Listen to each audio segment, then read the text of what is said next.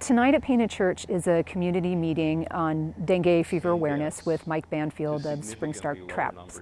And we chose this venue because Middle KA and Painted Church are the hot spot, and this was available. It's very sad when you run into somebody who has been off of work for several weeks, you know, and has kids that have had it.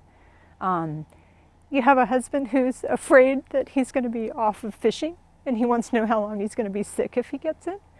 You know, an old kapuna, and yeah, anyway. Yeah, sorry. Dr. Sarah Park said we were behind the 8 ball with this one, and where we lack is we have a medical community struggling to keep people here, so a lot of these doctors rotate in and out or only stay for a year, and many of them are not familiar with infectious tropical diseases, so nobody knew it was dengue, and we're treating people for mono.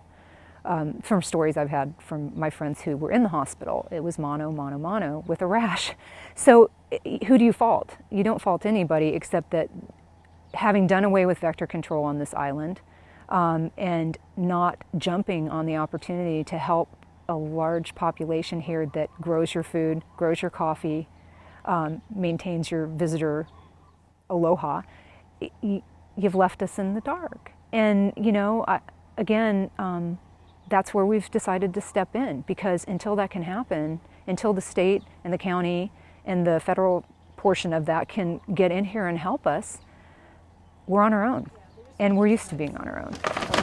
So it's a pretty tight-knit community, and when things like this happen, they step up. If it's a tsunami, if it's coffee borer, if it's a hurricane, we've learned to be self-sufficient, but the sad thing is this doesn't need to be self-sufficient. There is financing, there is funding for this, and it needs to be accessed now. It needs to be accessed now, because a lot of us are bending over backwards. We are, you know, working full-time jobs and doing this as a full-time job, trying to get free traps for an impoverished community so that it can protect itself against a highly infectious and dangerous disease. Videos of how to put this together, you know, okay, if you go on good, there. And good, they'll good. have the webinars and stuff. What I would like to see is a permanent mosquito abatement program like other states have. And again, it doesn't, on a community level, when you have community participation, it's not going to cost that much. What's going to cost a lot is sick people who can't work, who then have to turn to aid.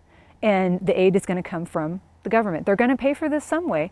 I would prefer that they pay for it by being proactive and helping us develop a permanent mosquito abatement program and not let it falter, and train this community how to do the abatement program if they don't have enough workers to help do it.